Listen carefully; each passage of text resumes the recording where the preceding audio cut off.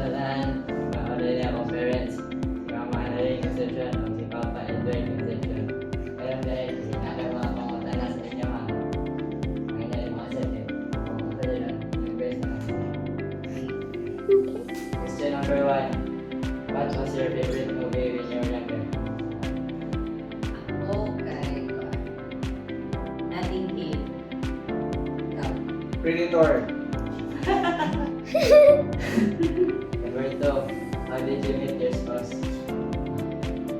Nakay sa UN. Yung tempo. Question number 3. What are the most rewarding things in getting old? Tama na. Repeat the question.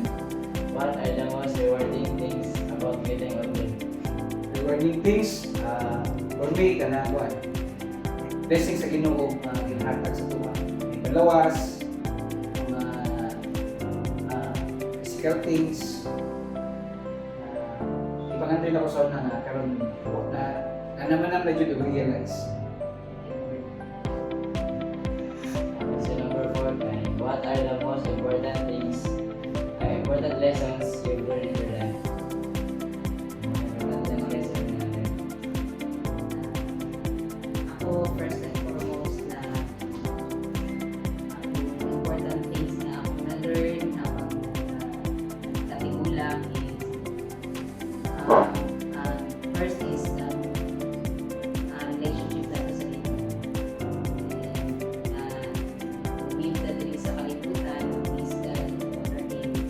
And then, prioritize na ito sa ako. Okay, question number 5. And what life advice would you pass along? Ako ang life advice na mapas na ko, especially sa inyo mga sisters, magbinutan niyo mo, ubanon ninyo si God sa inyong mga plans and dreams in life, and stay humble. Okay?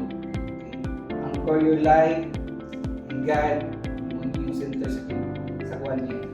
Respeto, mga pinag-iportato na natin may respect. Question number 6.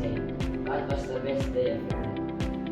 The best day of my life is first, I meet God.